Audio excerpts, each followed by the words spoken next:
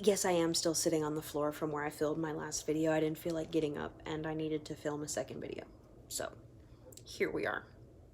So, this video was also spurred by the internet and watching. I went to the lowest rated or worst rated makeup artist videos in my city. Good Lord, did I go down a rabbit hole. And it's a rabbit hole that I suggest you go down because as just a regular person, it's funny because you're like, wow, wow. But as a makeup artist, I was like, how do you book clients? It's because people are making these videos. Anyway, so I wanted to talk about like makeup artist etiquette. Because there are just things that you don't do as a makeup artist. And I just want to go through some of the things that I've seen in these videos and talk about it. So, if you want to see what those things are and see what I have to say about makeup artist etiquette from my perspective, obviously, all this stuff is my opinion and, you know, kind of from my experience. But anyway, if you want to see that stuff, then please keep on watching. This first one made me laugh because I've worked for MAC for so long, or I did work for MAC for so long, and they ingrain in your head, compliment one thing that is good about your client, whether it's their hair, their shirt, whatever it is, their shoes, and that's you're in to connect with them.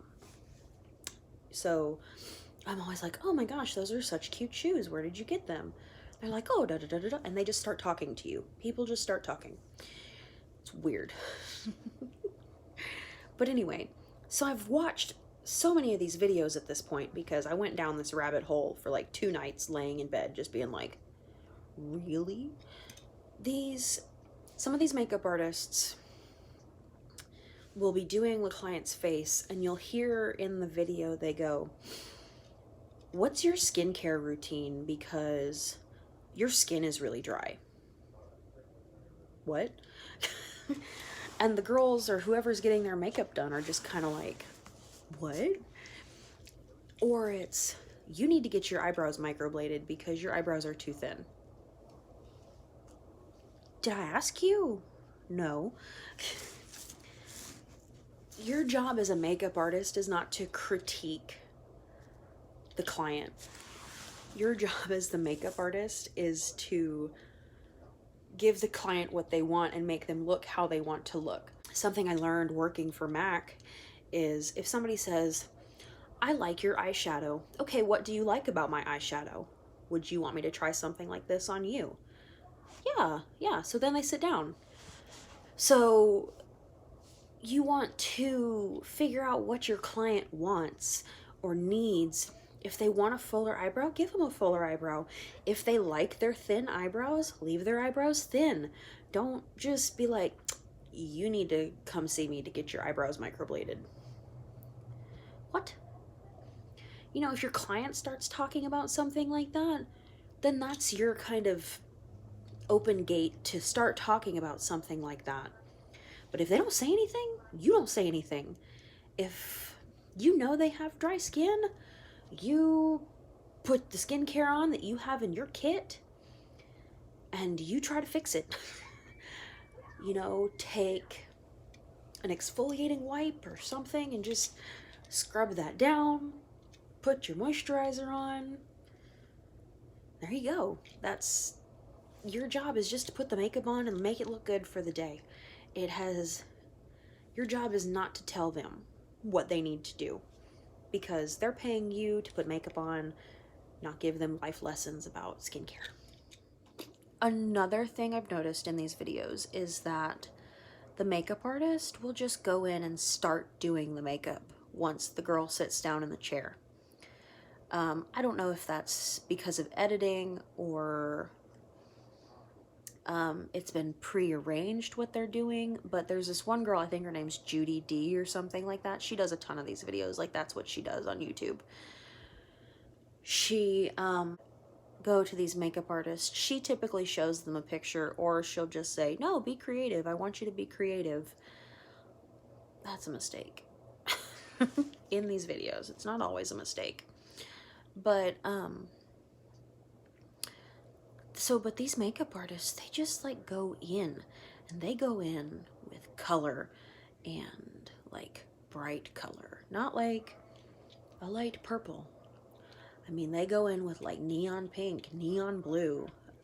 It's insane to me because, and this is something I've definitely had to learn over the years, is you want to ask your client, well, what do you want to look like? Because it's not about what I want you to look like or how I think you would look in a certain look or what I think would look good on you. At the end of the day, it's what the client wants to look like. So if they say, I'm wearing a green dress, I want neutrals, go for it. Well, do you want smoky or do you want natural? Do you want, you know what I mean? Like, not everybody wants a green, blown out smoky eye. And if you're wondering, all what I have on my face will be listed in the down bar. But you know, not everybody wants crazy eyeshadow. So there was one I was watching where this guy went in with like yellow and black. I was like, or they start with black. You never start with black eyeshadow.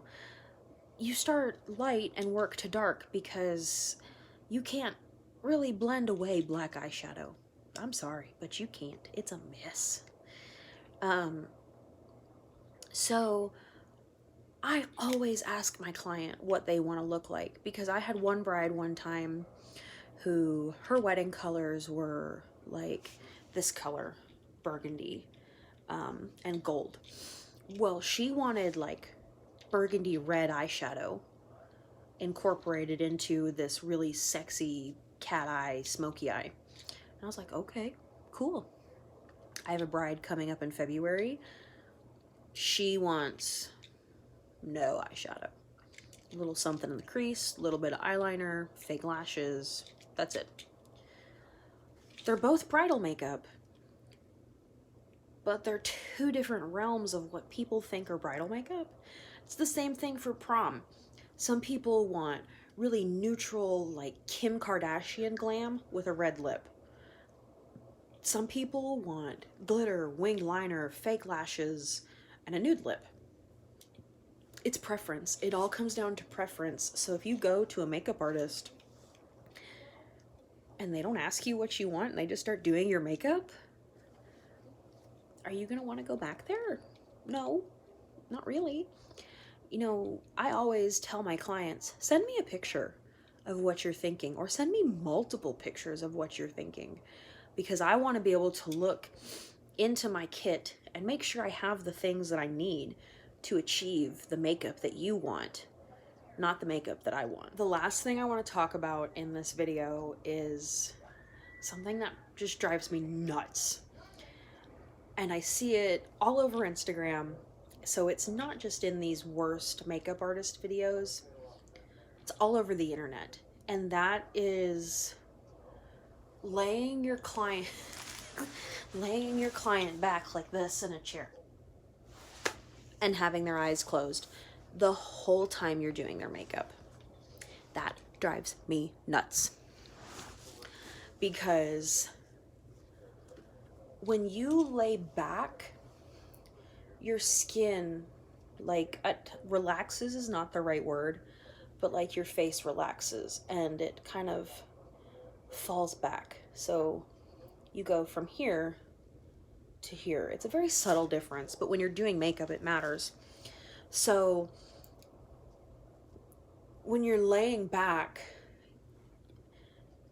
your placement can kind of be off. But then, so you're laying back, you've already got your skin stretched back because of gravity. And then they take and they lift the brow.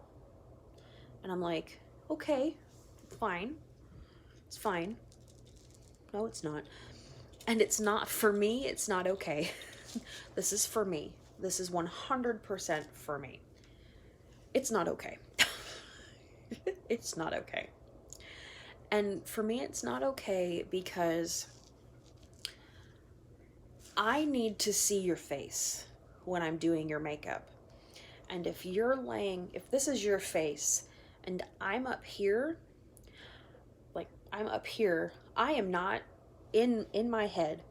I am not getting an accurate representation of what your features look like, because I like to have a ring light. I take a ring light with me so I can hit the face, and like looking at me now, you can see where the shadows of my face are. So I know exactly where I need to contour, because I need to create a shadow here, I need to create shadow here, here. So you see those things when somebody is sitting up with a light right here. You see those things. That's why at like MAC, they have those bright behind lights, because it helps the artist do the makeup. It's not for the client, which, whatever. It's not. It's for the artist, because it allows us to be able to see your features and your face and where your contours and everything are. And another thing for me is eyeshadow placement is also going to be messed up when you have your eyes closed and then you're taking somebody's eyebrow and going like this. Like, just look at my eyes closed, and then I take and lift my brow. That completely changes where things need to sit on my eye. It just does. So I'm not saying I don't ever lift anybody's eyebrow. Like if it's a more mature client and they have looser skin on their eyelids, yeah, I'll kind of take and lift from the corner while they've got their eyes closed, just to smooth things out when I'm working on the lid or in the crease. But especially if you're working on hooded eyes or a more difficult eye shape, you want them to be sitting up. Because when somebody has hooded eyes, I always tell them to look straight ahead, so I can make sure I get that color up above their crease, so I don't spend an hour doing nothing when they have their eyes open. And I just feel like, oh my God, it just drives me nuts. It drives me nuts when people lay clients back, and I just don't think you can see a client's face accurately. I just don't. I like them sitting straight up looking at me so I can see how their face sits when they're standing up. Like they are going to be at their event. Nobody's gonna be laying down at a wedding.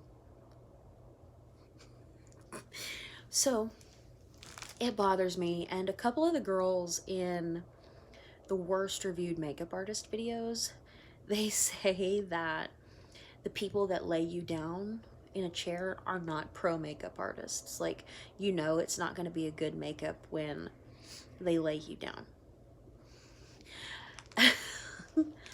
Which I don't necessarily agree with, because there are some people on Instagram that lay their clients back and they do beautiful makeup, and I'm like, that's impressive. But for the most part, I'm just kind of like, why?